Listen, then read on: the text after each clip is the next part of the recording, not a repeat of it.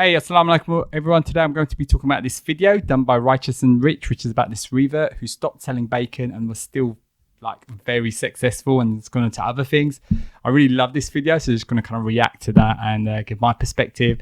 There's some fantastic lessons about business, but more importantly, just about money and Islam and everything. I just absolutely loved it. So let's get into it. Yeah, so if you're new here, just want to say welcome to Simple Muslim Money, which is all about simple halal investing and personal finance for Muslims. Yeah, so the video is about someone called Jimmy from Australia who's kind of moved to Dubai now. Yes, I had 2 coffee shops and a restaurant. Yeah, so Jimmy had like 2 coffee shops, a restaurant, like which is like really busy. I've had like family friends and people like that. I've had like Indian restaurants in the UK, and it's like long hours. And I know the kids haven't wanted to do it, so a lot of these restaurants are sort of shut down.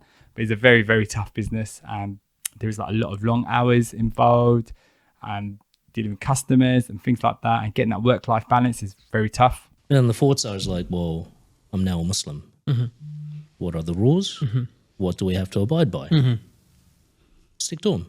Simple as that. I really love this. He spoke about just, becoming a Muslim, and he just kind of looked at the rules and said, yeah, he just got to stick to it, which is sometimes, the way he said it, it is just that really. And, sometimes we find that as a test to try and stick to it. So fantastic, great like motivation and inspiration for all us out there. He just saw these rules and just kind of decided to stick with it. So fantastic. Put simply, you buy a car, we can help you with that process. We buy the car for you. We search the market. We're always looking at the market for cars that are coming that have a good high return on investment. You own 100% of the car. You get 50% of the rental that the car generates, and 0% of the headache and stress. That all goes to Jimmy. So now they talk about they're currently sort of living in Dubai, and Jimmy, as well as some of the other people in the podcast, have got a supercar rental business. And yeah, what they do is they buy cars, but they get investors to invest in that. So Muslims typically, and they kind of rent them out, and you kind of share the profit from these cars, which is like fantastic because like you're not involved in any finance or anything like that. And is this something that I would like to get into? Now, for me at the moment, I'll kind of build up my investments and things like that. And what I do is kind of, if I had some extra money on top, then potentially this is something, I might consider. But I definitely want to kind of speak to them, get to know them and that sort of stuff. But at the moment, I don't have that financial money to do that. But it's something definitely very interesting, something, that could be considered in the future. And I love the kind of halal Muslim aspect to it. I work 7 days a week, 18 hours a day. I don't stop. So I needed to give myself a break at that time. Okay. So that's where I started to buy those Jap import cars. And from that, after I got bored of them, I sold them, moved them on, made 5, 10, 15,000. I was like, this is quite lucrative. Quite good money. Okay. Yeah. And all I'm doing is just enjoying the cars, driving them to the gym, just driving around where I live, and then just selling them.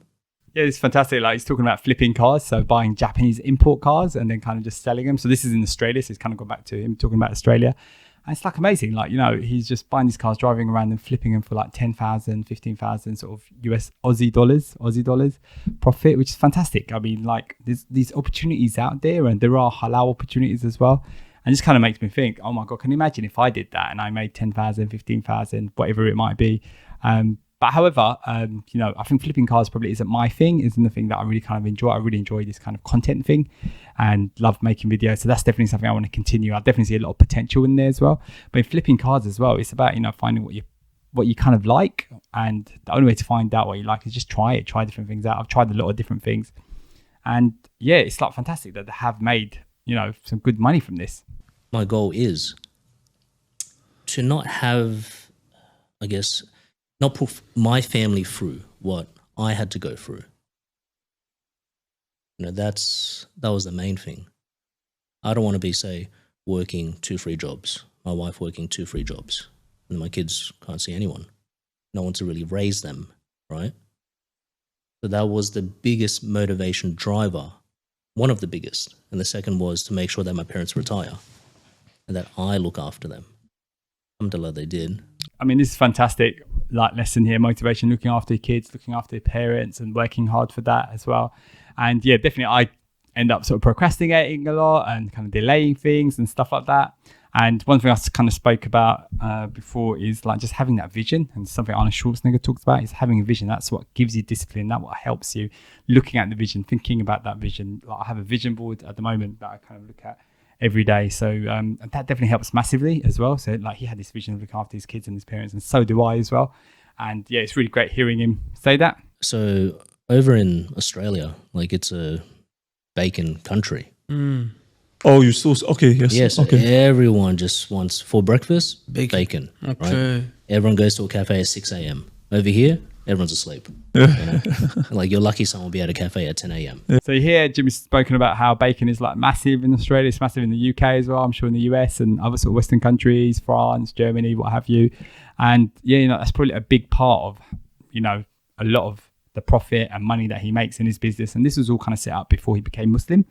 So can you imagine like trying to stop that as well? Like that's definitely like a test. Straight away, once I reverted, I took out all the alcohol. Straight away, Owen. Straight away.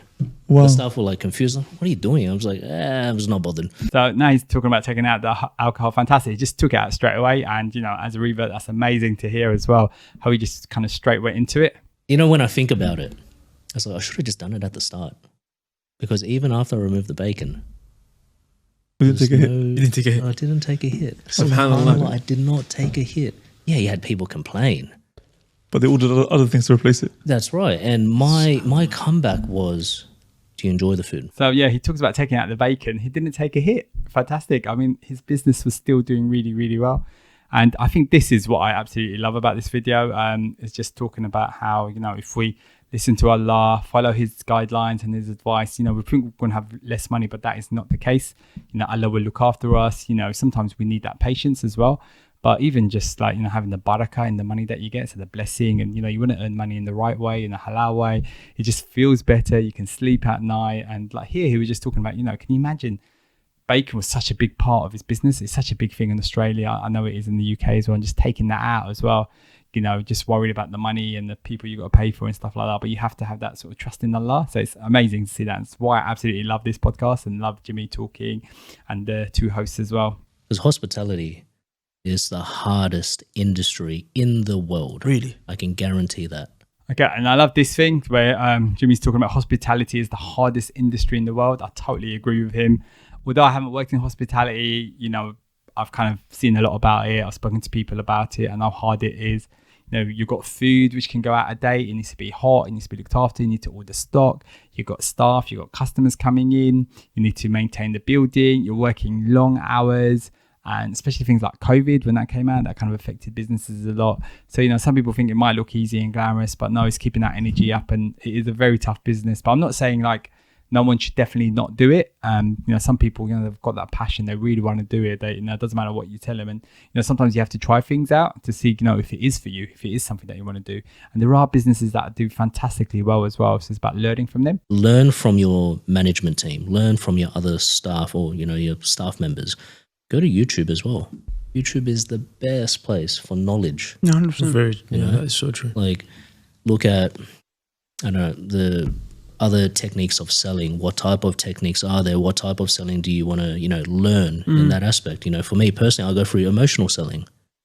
That's, for me, the best way to sell any product. Okay, and I love this section as well. We just talks about YouTube is the best place for learning. And that is so true. Sometimes like these obvious kind of clear things we forget about. We're always looking for something more complicated. I've got to do this really expensive course. I've got to buy this expensive equipment. But now there's so much information out there, and it is just kind of not getting distracted and being able to focus and do that stuff. If you've enjoyed this video, please check out the full podcast. It's fantastic. Definitely recommend it. And also, if you've enjoyed my specific video, then you might also like to look at my other video, which is about 3 bad habits holding back Muslims from financial freedom.